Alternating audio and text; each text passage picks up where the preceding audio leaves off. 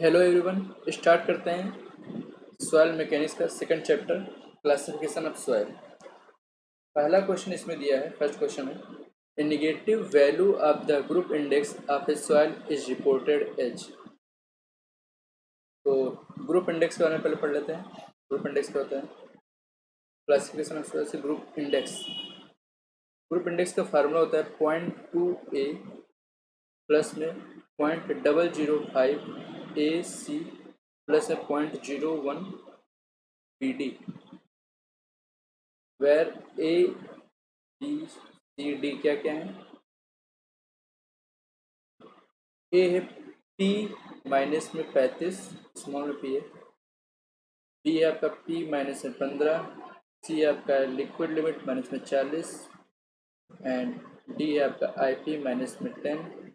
P minus 35 आपका बड़ा नहीं होना चाहिए, 40 से ज़्यादा नहीं होना चाहिए, ये भी 40 से ज़्यादा नहीं होना चाहिए, लिक्विड माइनस 40 ये आपका 20 से ज़्यादा नहीं होना चाहिए, आई पी माइनस 10 आपका 20 से ज़्यादा नहीं होना चाहिए। तो पी क्या है? स्मॉल पी है परसेंटेज पासिंग थ्रू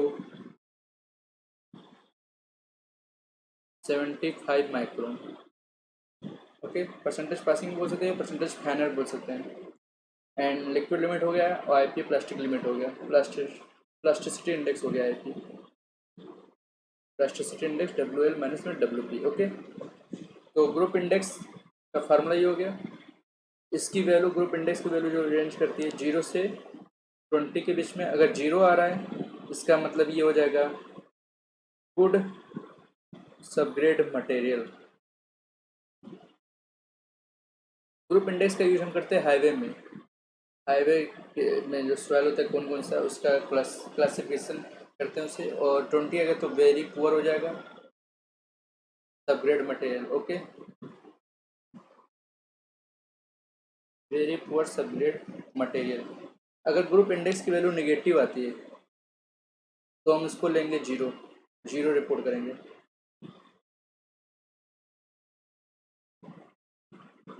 ओके, तो ये क्वेश्चन यहाँ पे ऐसे पूछ सकता था कि negative value of group index of soil is reported as 0। Answer हो जाएगा B. Plasticity chart gives a relation between. Plasticity chart क्या है? प्लास्टिसिटी चार्ट जो होती है ये सॉइल क्लासिफिकेशन में यूज होता है। ओके, तो बता देता हूँ। ये एक ग्राफ होता है between liquid limit and plasticity index, IP और लिक्विड लिमिट के बीच में होता है। ये ए लाइन है, इसका इक्वेशन होता है 0.73 लिक्विड लिमिट माइनस में 20। तो अगर देखेंगे तो अगर लिक्विड लिमिट की वैल्यू 20 रखते हैं तो ये 0 हो जाएगा। तो जब 0 होगा मतलब आई पी बराबर, ए लाइन के इक्वेशन है आई पी बराबर, आई पी 0 करेंगे तो यहाँ पे लिक्विड लिमिट 20 आ जाएगा, तो ये 20 आ जाएगा। ओके, यहाँ पे आई पी 0 होगा एक्स एक्सिस पे, और ये आपका 35 हो जाएगा लिक्विड लिमिट परसेंटेज में, और ये 35 हो जाएगा। तो जो 35 से नीचे होता है, अगर लिक्विड लिमिट 35 से नीचे है इसका मतलब लो कंप्रेसिबिलिटी है। अगर लिक्विड लिमिट 35 से बड़ा और 50 के बीच में है तो हाईली कंप्रेसिबल है सॉइल है। अगर लिक्विड लिमिट आपका 50 से बड़ा है, सॉरी ये इंटरमीडिएट आ जाएगा और ये हाईली कंप्रेसिबल हो जाएगा। तो ए लाइन के जो ऊपर होते हैं सॉइल उनको बोलते हैं क्ले। वो भी कौन से?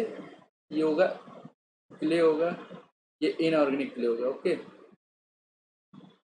इनऑर्गेनिक क्ले अबव ए लाइन, और सिल्ट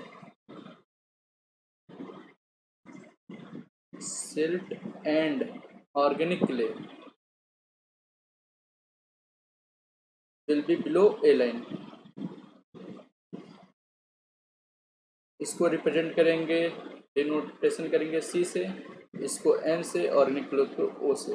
तो यहाँ पे जो होंगे क्या क्या आ जाएंगे? सी, और 50 से ऊपर है तो आई एच आ जाएगा, सी एच ये आ जाएगा CI, this will be CL। और प्लास्टिसिटी का अगर ये देखिए 4 से 7, यहाँ पे 2 प्रकार के आपके सवाल आते हैं। आपके बाउंड्री कंडीशन बनती है यहाँ पे। ओके, कैसे बनती है?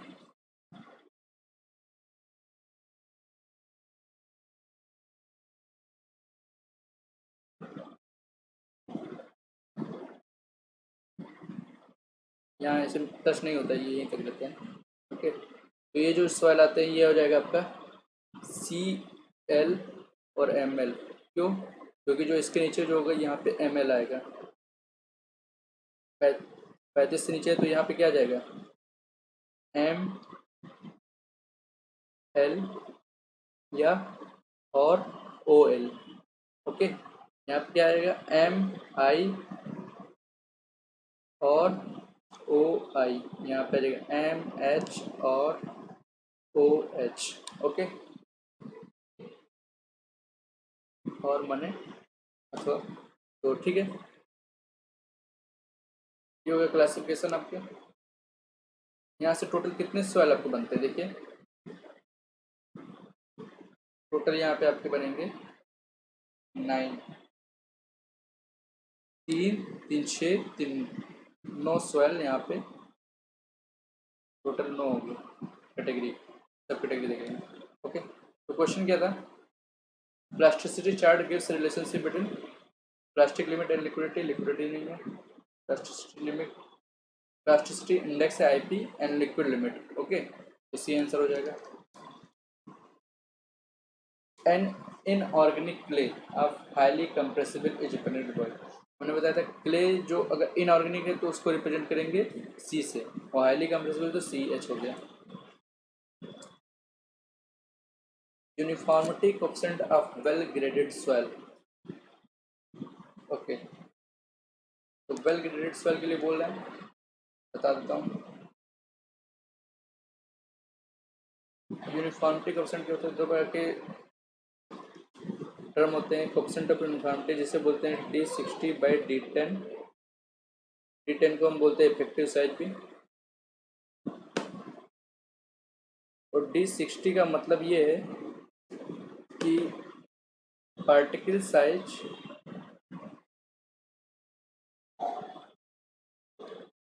सच दैट, ये 60 तो 60% finer than this size. Okay, अगर D60 अगर मान लेते 600 आया, 600 माइक्रोन है, ठीक है, तो ये इसका कहने का मतलब है कि 600 माइक्रोन, ये जो साइज होगा 600 माइक्रोन के साइज के, इसका 60% इस साइज से कम होंगे। Okay, particle size such that 60% finer than 60% of the soil. जो भी सॉइल आपका दिया होगा 60% of the soil finer than this size. Okay, तो 600 माइक्रोन से अगर मान लेते 3 किलोग्राम है आपका टोटल सॉइल, उसका 60% जो लेंगे, मान ले 60% कितना आएगा? 180 किलोग्राम, 180 यहाँ के ये आएगा 1.8। ओके, तो 1.8 किलोग्राम आपका 600 माइक्रोन से कम होंगे, छोटे होंगे, फाइनर होंगे। ओके, तो D10 का मतलब क्या हो जाएगा? D10 का मतलब हो गया particle size such that 10% of the soil finer than this size. तो 10% 3 किलोग्राम का निकालेंगे तो कितना आ जाएगा? 0.3 किलोग्राम आ जाएगा। तो 0.3 किलोग्राम का सॉइल जो होगा, ओके, और ये मान लेते हैं कुछ आ गया 425 माइक्रोन, तो 0.3 किलोग्राम आपका सॉइल जो होगा 425 माइक्रोन से छोटे साइज के होंगे। Okay, finer than this size. Okay, तो CU की वैल्यू ये होगी, और CC बोलते हैं coefficient of curvature, coefficient of curvature तो ये होता है coefficient of uniformity, coefficient of uniformity. इसका फार्मूला हो जाएगा D30 का square divided by D60 multiply by D10।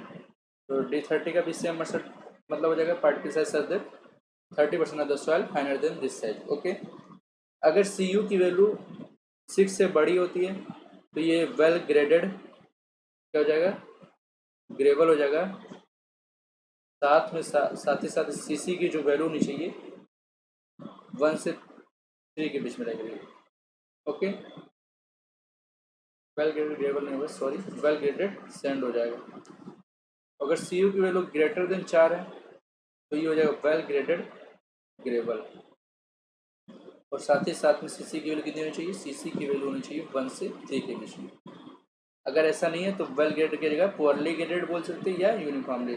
तो वेल ग्रेडेड को हमने बताया था लास्ट वीडियो में, इसे बोलते हैं नॉन यूनिफॉर्मली ग्रेडेड। इसका मतलब ये है इसमें सभी प्रकार के सॉइल पार्टिकल्स प्रेजेंट है, मतलब छोटे से बड़े सभी, छोटे मीडियम और बड़े सभी साइज के पार्टिकल्स प्रेजेंट है। और यूनिफॉर्मली का मतलब होता है पुअरली ग्रेडेड। यूनिफॉर्मली मतलब पुअरली ग्रेडेड, इसका मतलब ये होता है कि ओनली वन टाइप के, ज़्यादा से ज़्यादा one type, only one type particle size, और थोड़ा बहुत छोटे बड़े बड़े साइज के या छोटे डिफरेंट साइज के होंगे, तो मैक्सिमम एक ही साइज के होगा। ओके, तो uniformity coefficient of well graded soil क्या हो जाएगा, ग्रेटर देन 6 होगा। और अगर देखा जाए तो वेल ग्रेटर देन 6 होगा। ओके, ग्रेटर देन 4 होना चाहिए, ग्रेटर देन 6 होना चाहिए, तो ग्रेटर देन 6 आंसर हो जाएगा। Appropriate answer greater than 6। Uniformity coefficient of soil is, Cu क्या होगा, मैंने बताया ग्रेटर देन 4 होगा, ये ग्रेटर देन 6। तो ऑलवेज लेस देन 1 गलत है, ऑलवेज इक्वल टू 0 ये भी गलत है, इक्वल टू लेस देन 1 ये भी गलत है, इक्वल टू ग्रेटर देन 1। तो ये आंसर हो सकता है। ओके, अगर यूनिफॉर्म बता देता हूँ, अगर Cu की वैल्यू अगर 1 आ गई इसका मतलब ये क्या है, पुअरली ग्रेडेड है। पुअरली बोल सकते हैं या यूनिफॉर्मली ग्रेडेड है। Okay,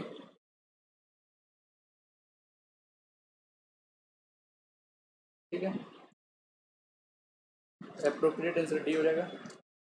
the coefficient of curvature for a well graded soil must be, तो 1 से 3 के बीच में होना चाहिए Cc की वैल्यू। तो इसमें देखते हैं 0.5 से 1 है, ये नहीं होगा। 1 से 3 के बीच में, 1 से 3 के बीच में कोई ऑप्शन नहीं है, तो आंसर क्या हो जाएगा, none of the above. Effective size of the particle of soil is denoted by, अभी जस्ट बताया था D10 से डिनोट करते हैं। Uniformity coefficient of filter sand is represented by, तो D60 by D10, D answer हो जाएगा इसका। The coefficient of gradation and the coefficient of uniformity of the given soil sample is 1 and 4। ठीक है, the ratio of the effective size to the diameter मतलब D10 to the diameter through which 30% of the total mass is passed। तो पूछ रखा है D10 by D30 पूछ रखा है। ओके, क्वेश्चन में क्या देखिए, क्वेश्चन में पूछ रखा है D10 by D30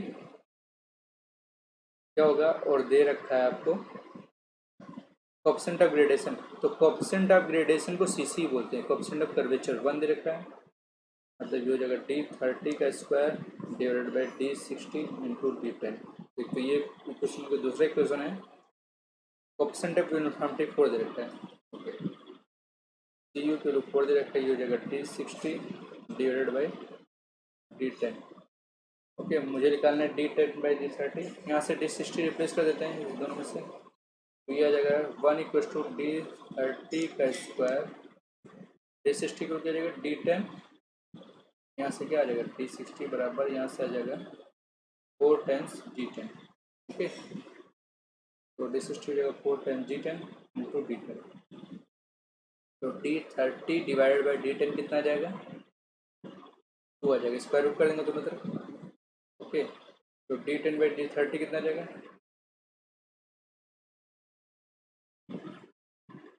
1/2। मतलब 0.5 आ जाएगा। ओके, तो D10/D30 0.5, 0.5 नहीं है, तो ये बाई मिस्टेक 2 ही लगाना पड़ेगा, या तो उनको D30/D10 पूछना चाहिए था। ओके,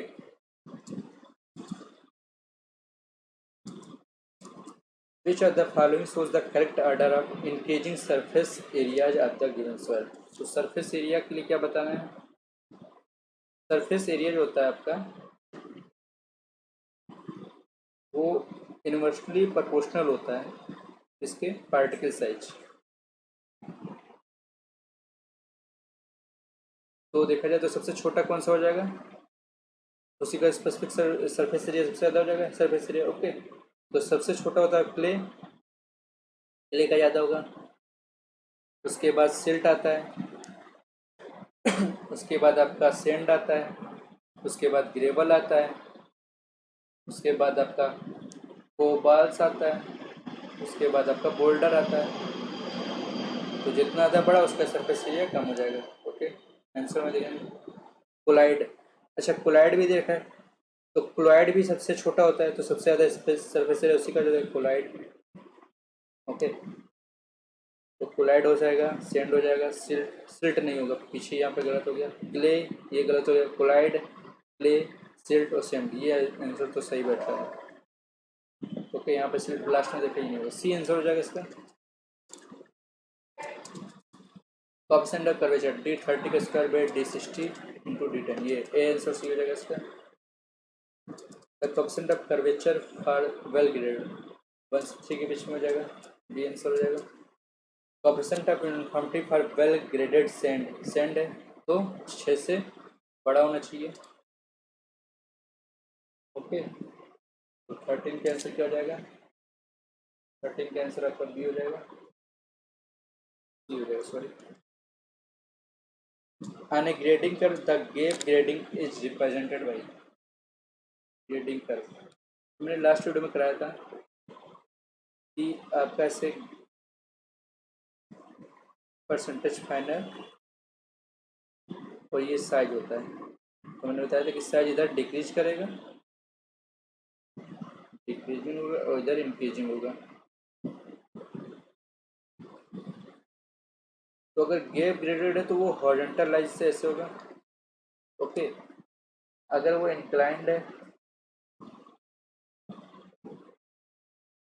तो इससे बोलते हैं इंक्लाइंड, इंक्लाइंड है तो ये क्या हो जाएगा, ये वाला जो कर्व होगा ये यूनिफॉर्म ग्रेडेड का होगा, मतलब एक ही साइज का होगा, यूनिफॉर्मली ग्रेडेड या बोल सकते हैं पुअरली ग्रेडेड, पुअरली ग्रेडेड,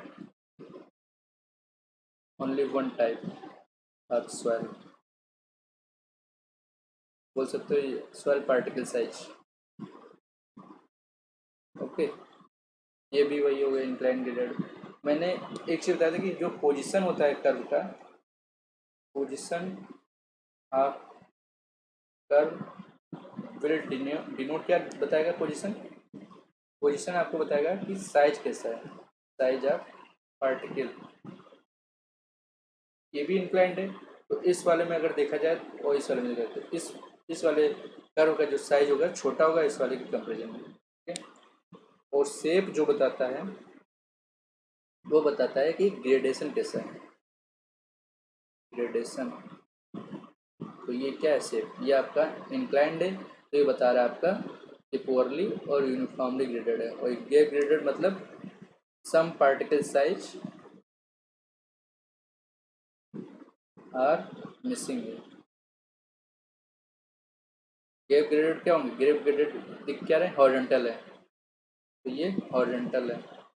और ऐसे ही अगर इस प्रकार का हॉरिजॉन्टल हो जिसमें गैप ग्रेडेड ना हो तो ये बोलते हैं वेल ग्रेडेड। वेल ग्रेडेड का मतलब ये होता है इसमें all particle size are present, इससे बोलते हैं non uniformly graded, non uniformly graded मतलब इसमें छोटा से बड़ा और बीच से भी पार्टिकल साइज आएंगे। ओके, तो on a grading curve the gap grading is represented by horizontal line. ये आंसर हो जाएगा, वर्टिकल लाइन ही होगा, वर्टिकल। ओके, वर्टिकल का मतलब ये हो गया poorly graded. According to the Indian standard classification the soil is classified into, मैंने अभी बताया था कि ISCS, ओके, इसमें होता है कोर्स ग्रेन्ड और फाइन ग्रेन्ड होते हैं, सॉइल होता है। तो कोर्स ग्रेन्ड का मतलब है कि 75 माइक्रोन से जो साइज है उससे 50% से ज़्यादा रिटेंड है, मोर देन 50% रिटेंड।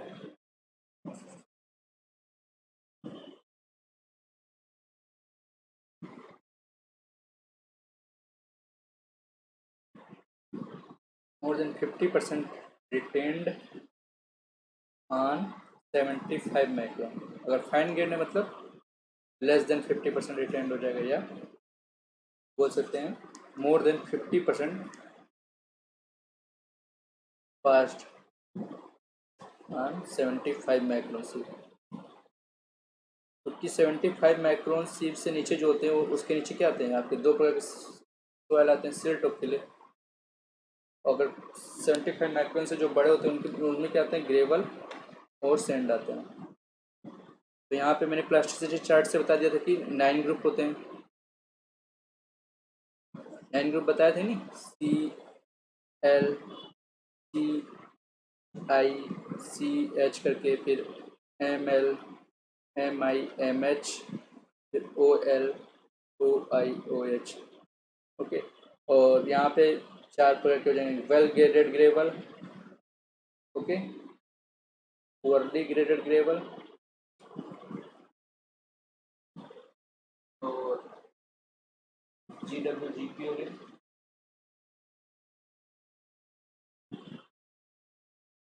फिर वेल ग्रेडेड सैंड आ जाएगा, फिर पुअरली ग्रेडेड सैंड आ जाएगा। तो 4 तो ये हो गया। दूसरा फिर होता है 4 जो कि आपका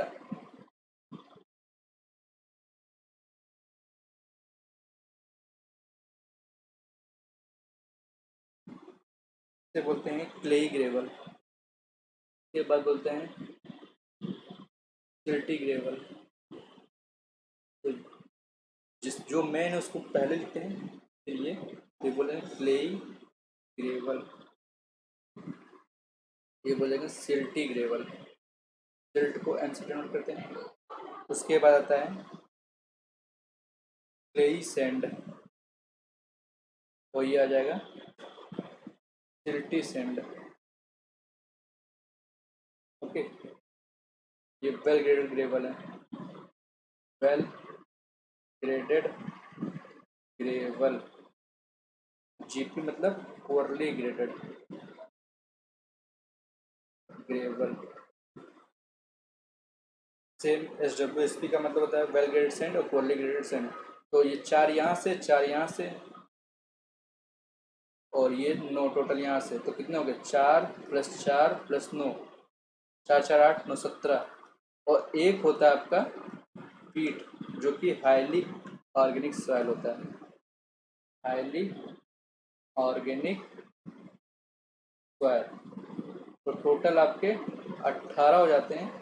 तो ये ISCS के हिसाब से, इंडियन स्टैंडर्ड क्लासिफिकेशन सिस्टम के हिसाब से आपके 18 ग्रुप हो जाते हैं। ओके, तो क्वेश्चन में ये पूछ रखा है, according to the Indian standard classification the soil is classified into 18 groups.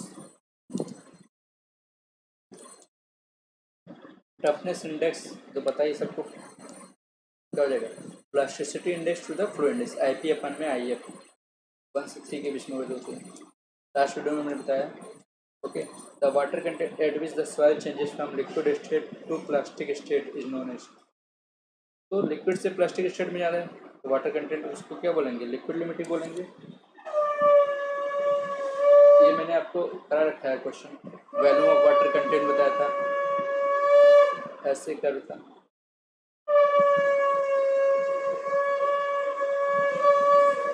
Volume of water content, उसके बाद वाटर कंटेंट था, इसके पीछे ग्राफ था, तो इस लिक्विड लिमिट में ये लिक्विड इधर लिक्विड में होता है, इधर प्लास्टिक स्टेट में होता है, तो ये इस वाटर कंटेंट को बोलेंगे लिक्विड लिमिट। ये पूछा गया, the water content reduce the soil changes from liquid state to plastic state. Okay, तो this is the C answer हो जाएगा। The diameter of the sieve use for finding liquid limit, ये भी मैंने बता रखा है लास्ट वीडियो में। मैंने जब बताया था लिक्विड लिमिट का डेफिनेशन, लिक्विड लिमिट का डेफिनेशन बताया था, तो मैंने आपको बताया था कि 120 ग्राम आप ड्राई सेचुरेटेड कौन सा सेम लेते हैं, ड्राई लेते हैं, ड्राई सॉइल लेंगे। ओके, और उसको पास करेंगे 425 माइक्रोन, 425 माइक्रोन से। ओके, IS सीव से पास करेंगे। तो हमें लिक्विड लिमिट का डेफिनेशन क्या था कि the water content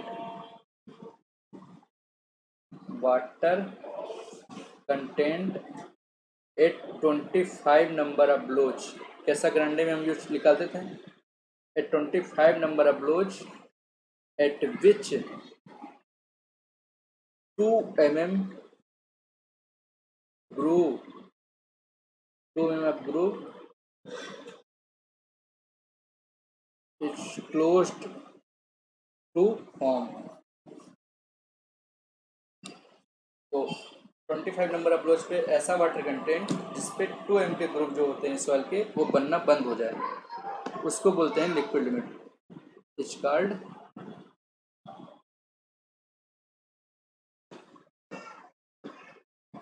liquid limit. Okay, तो 425 माइक्रोन का सी यूज करते हैं। ओके, तो भी IS 425 माइक्रोन्स कैसा ग्रांडे में यूज करते हैं। Okay, soil can not achieve the plastic state of consistency, तो क्ले में तो प्लास्टिक स्टेट होता है, कोर्स ग्रेन में नहीं होगा, सिल्ट टू फाइन ग्रेन में तो होता ही है, तो कोर्स ग्रेन में प्लास्टिक स्टेट नहीं होता है, आंसर भी हो जाएगा। Unified soil classification system was originally developed by, तो यूनिफाइड सॉइल क्लासिफिकेशन को कैसा ग्रांडे ने डेवलप किया था।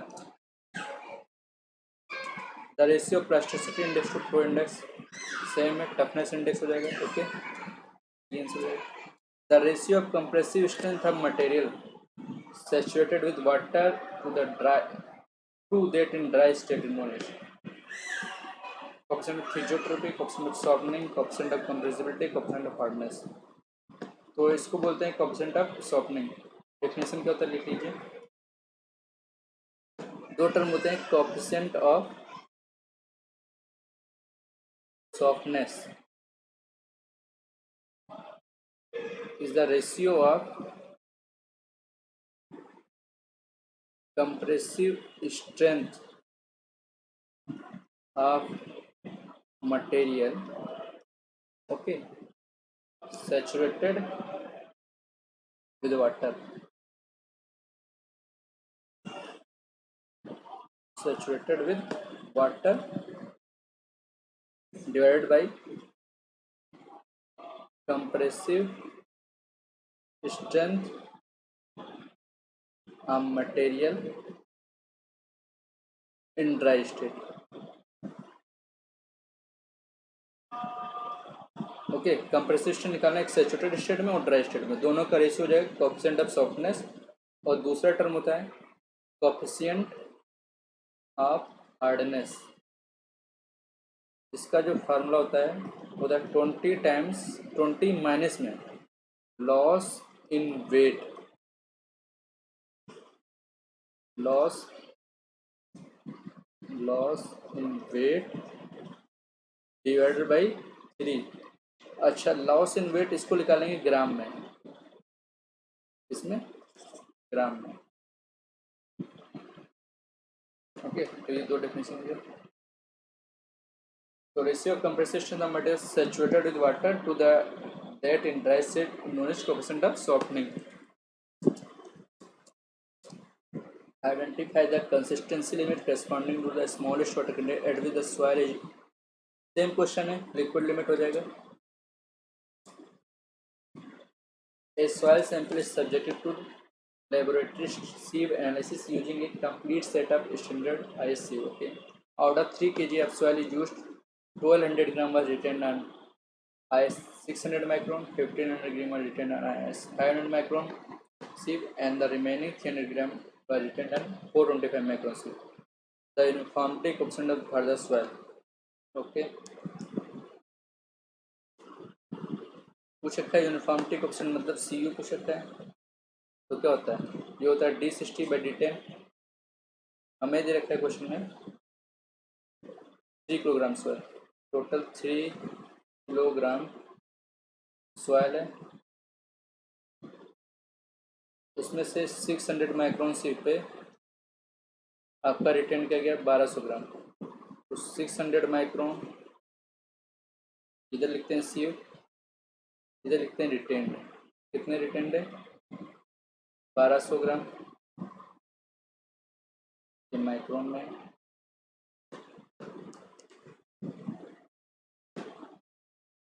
1500 ग्राम वाज रिटेन ऑन 500 माइक्रोन, जब 500 माइक्रोन है इससे 1500 ग्राम रिटेन्ड है, एंड 300 ग्राम 425 माइक्रोन पे। ओके, 425 माइक्रोन का सी इधर है, इस पे कितना है 300 ग्राम। तो D60 का सिलिकॉन, D60 का मतलब ये होता है परसेंटेज फाइनल होता है। ओके, तो इसको पहले निकालते हैं, परसेंटेज रिटर्न निकालते हैं पहले, क्योंकि परसेंटेज फाइनल का जो फार्मूला होता है ये हो जाएगा 100% माइनस में परसेंटेज रिटर्न,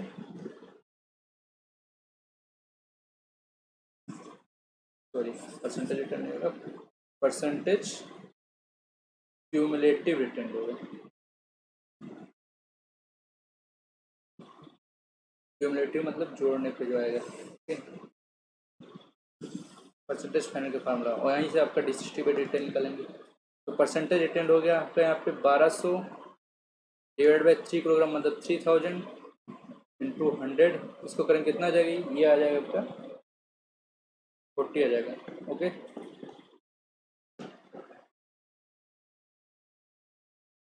आएगा, देख लेते हैं कैलकुलेटर, 1200 डिवाइड बाई 3000 40% आ गया।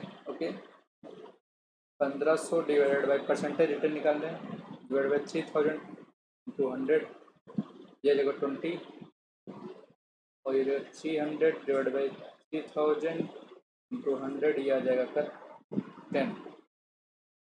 तो क्यूमुलेटिव कितना आ जाएगा, क्यूमुलेटिव परसेंटेज रिटर्न कितना आ जाएगा, क्यूमुलेटिव परसेंटेज रिटर्न आ जाएगा आपका 40, 40 में से 20, 40 में 20 जोड़ा कितना आ गया 60, और 60 में 10 जोड़ा तो 80, सॉरी 70। क्यूमुलेटिव ऐसे निकालते हैं ना, पीछे वाले को एड करते चला जाता है, 40 में 20 60 हो गया, और 60 में 10 जोड़ा 70 आ गया, फिर गड़बड़ है, ये 20 नहीं आएगा यार, यहाँ पे 50 आएगा, सॉरी ये 50 आएगा, वही तो बोले कुछ गड़बड़ आता है। तो ये 40 50 90 हो गया, और 90 में 10 जोड़ा तो हो गया, ये तो 100% आना चाहिए था, और इधर रहेगा परसेंटेज फाइनल, तो परसेंटेज फाइनल कितना हो जाएगा, 100% में से क्यूमुलेटिव परसेंटेज घटाएंगे, तो 100 में से 40 गया तो कितना आ जाएगा 60 आ जाएगा, 100 में 90 गया तो 10 आ जाएगा, 100 में से 100 गया तो 0 आ जाएगा। तो परसेंटेज फाइनल D60, तो D60 निकालना है मुझे, तो 60% फाइनल पे क्या है, 60% फाइनल पे आपका जो सीव साइज है 600 है, तो D60 की वैल्यू आ गई आपकी 600 माइक्रोन। यही मैं बता रहा था कि D60 का मतलब ये है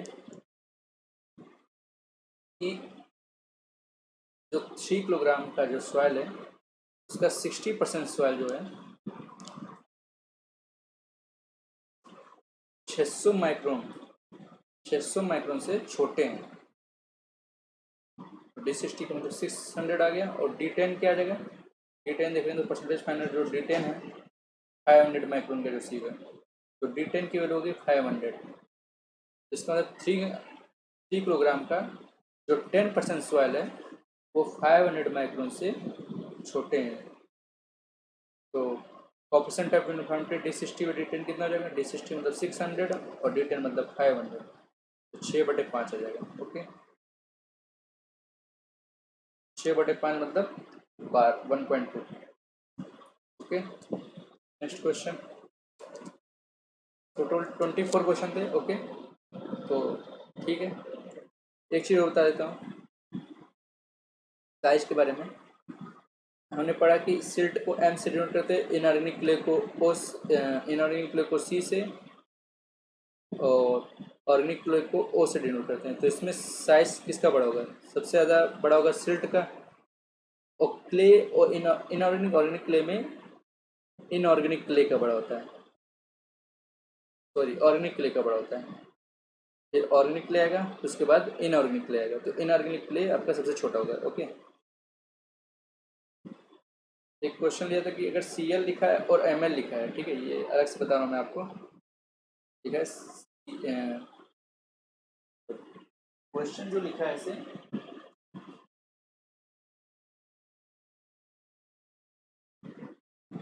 Cl और Ml, तो पहले कौन रहेगा आपका? ठीक है,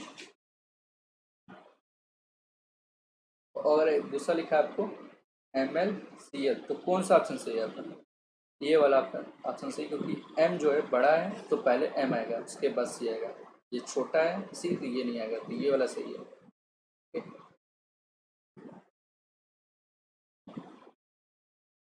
तो नेक्स्ट चैप्टर आपका सॉइल मैकेनिक्स का स्टार्ट करेंगे। क्या रहेगा? क्ले मिनरल और सॉइल स्ट्रक्चर। ठीक है, please subscribe and like the channel. Okay, thank you so much.